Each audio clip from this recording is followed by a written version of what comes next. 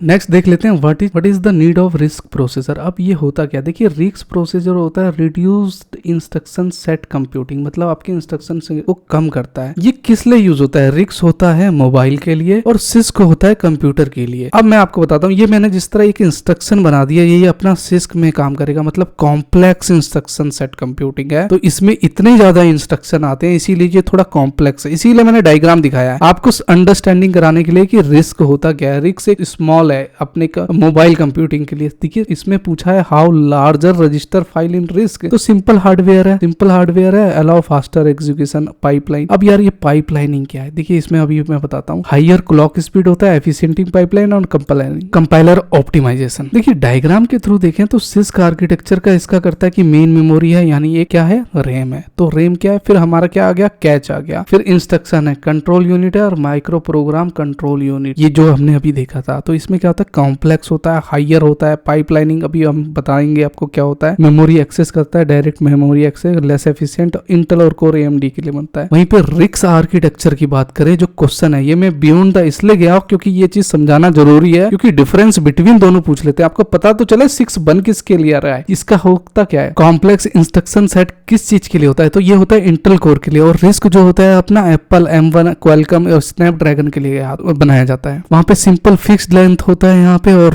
But more efficient पर cycle में चलता रहता है। रिड्यूसिंग मेमोरी एक्सेस, कम मेमोरी एक्सेस होता है, और हाई एफिशिएंट डोमिनेट्स इन मोबाइल में होता है। अब पाइपलाइन देखिए एक टेक्निक है, CPU execute multiple instruction simultaneous, मतलब पाइप के द्वारा, मतलब बस द्वारा, वायर के द्वारा एक साथ आपकी इंस्ट्रक्शन को क्या कर रहा है, वो एग्जीक्यूट कर रहा है, देता नहीं है रिजल्ट। आपने इधर एक्सपोर्ट पे लगा दिया, इधर आपकी कॉपी हो रहा है, उधर डाउनलोड हो रहा है, उधर मूविंग कर रहे हैं, आप इधर मूवी देख रहे हैं, इधर यूट्यूब चला रहे हैं, मतलब क्या है, multiple set of instructions execute simultaneous, that is the pipelining. वही पाइपलाइनिंग की टेक्निक के थ्रू हो रहा है। इफ यहाँ पे जिस तरह यहाँ पे इफ है, फैच है, डीकोड है, एक्सक्यूट है, मेमोरी है और राइट बैक है, इस तरह साइकिल में काम करेगा आपका सारा। तो इंस्ट्रक्शन 1 है, इंस्ट्रक्शन 2 और सेट ऑफ इंस्ट्रक्शन 3 है। नेक्स्ट बात कर लेते हैं डीएमए। अब डीएमए होता क्या है, देखिए डीएमए के डायरेक्ट मेमोरी एक्सेस। यार ये डायरेक्ट मेमोरी एक्सेस क्या है, अब ये डायरेक्ट क्या आ गया, देखिए बहुत सी ऐसी चीजें होती हैं जो सीपीयू को इन्वॉल्व नहीं करती हैं, सिर्फ रैम को इन्वॉल्व करेगी और रैम से ही मेमोरी लेगी, अनटिल नेक्स्ट तक, जब तक सीपीयू की रिक्वायरमेंट इनपुट आउटपुट के थ्रू ना दिया जाए। वही इसीलिए पूछा है how does different from input output processor. Input output मतलब कीबोर्ड माउस है, तो आपने सपोज दैट कोई एक कॉम्प्लेक्स कमांड दे दिया तो वहां पे सीपीयू का रोल आ जाएगा। अगर मान लो यही अगर आपने सिंपल सी एक छोटी सी फाइल वर्ड की ओपन कर दी, तो वो क्या करेगा, एक अपनी मेमोरी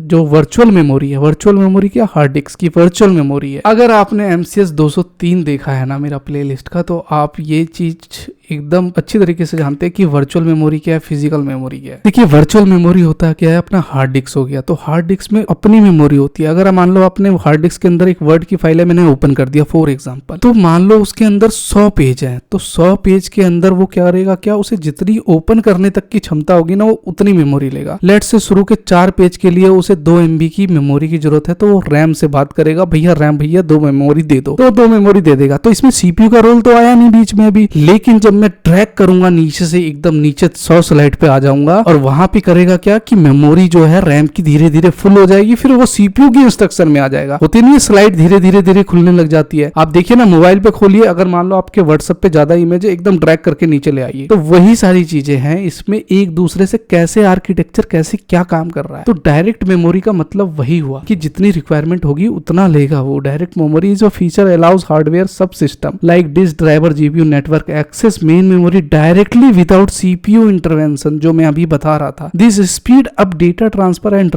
रिड्यूस सीपीयू ओवरहेड, मतलब सीपीयू के ओवरहेड मतलब उसके सर के भार को थोड़ा कम करता है। बाकी डायग्राम के थ्रू देखें तो यहाँ पे कुछ इस तरह काम कर रहा है सीपीयू एग्जीक्यूशन। इससे डेटा बस मैंने वायर के थ्रू बता दिया, बफर यानी इनपुट आउटपुट है, इनपुट आउटपुट डिवाइस है। नेक्स्ट बात कर लेते हैं यहाँ पे interrupted 21H contact 808 micro processor. देखिए 808 माइक्रो प्रोसेसर है क्या सर, पहले जो होता था डॉस विंडो चलती थी, सारा काम फाइल बनाना से लेके फाइल डिलीट करना और बैकअप लेना, सारा काम डॉस पे होता था। अब यार ये 8086 का माइक्रो प्रोसेसर काम कैसे करता था, इसका आर्किटेक्चर आपको इसलिए समझाया था कि बेस से आपको समझ में आए। है थोड़ा सा कॉम्प्लेक्स। देखिए यहाँ पे सिंपली अगर मैं बताऊं जल्दी से बताऊं तो यहाँ पे देखिए इनपुट आउटपुट कीबोर्ड का है, यहाँ पे फाइल ऑपरेशन क्रिएट कर रहा है, रीड कर रहा है, राइट कर रहा है, डिलीट कर रहा है, लेकिन कैसे? तो यहाँ पे कुछ इसके परफॉर्मेंस हैं जो अपने असेंबली लैंग्वेज के थ्रू में चलते हैं। सिलेक्ट डिस्प्ले, यहाँ पे ये एल ये क्या है, अपने डॉस के कमांड है सारे। तो यहाँ पे आपको याद करने की जरूरत है कि AX क्या है, BX क्या है, CX, ये अभी आपका आर्किटेक्चर में आएगा। ये बेस होता है, ये काउंटर होता है और ये डेटा मैनिपुलेशन के थ्रू होता है। तो यहाँ पे देखेंगे सबसे बड़ा है, आप सोचेंगे अरे ये क्या हो गया, ये आर्किटेक्चर है, आर्किटेक्चर के ही थ्रू काम कर रहा है। अब ये लाइन जा रही है पाइपलाइनिंग, मतलब एक क्या है, ये केबल जा रही है, बस केबल है। ALU अर्थमेटिक है, ऑपरेंड्स फ्लैंक है, यहाँ पे AX है, यहाँ पे क्या है, ये स्टैक सेगमेंट है, बेसिक स्टैक, यहाँ पे duplicate,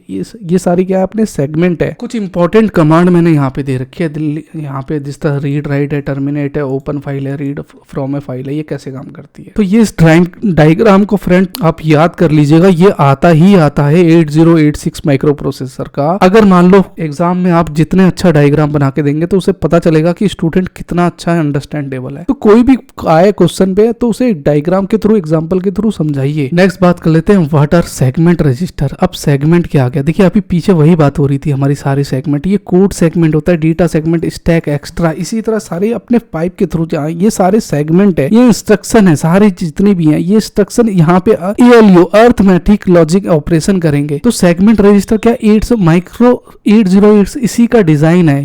use segment memory architecture, meaning memory is divided into logic segment. वहीं पे यहाँ पे हम पढ़ रहे थे ना, ALU पढ़ रहे थे, तो लॉजिक सेगमेंट के थ्रू क्या, लॉजिक सेगमेंट, जहाँ पे AX है, एक्यूमुलेटर है, बेस एक्यूमुलेटर है, CX है, DX है 16 बिट का। एफिशिएंट मेमोरी मैनेजमेंट, जहाँ पे सेगमेंट्स अलाउ लॉजिक ऑपरेशन करता है, code, data, stacks and extra segment. अब यहाँ पे क्या है, स्टैक, तो एक स्टैक इस तरह होता है, यहाँ पे आपका डेटा होता है। अब कोड एंड डेटा रीलोकेशन, मतलब कोड जो है डिफरेंट मेमोरी लोकेशन में होता है विदाउट एनी मॉडिफिकेशन। तो इसी तरह अपना कुछ आर्किटेक्चर काम करता है 8086 का, जो हम पढ़ रहे थे अभी सेगमेंट रजिस्टर का। तो वो कैसे काम कर रहा है, हमारा डेटा को कैसे मैनिपुलेट कर रहा है। तो मिलते हैं नेक्स्ट वीडियो में।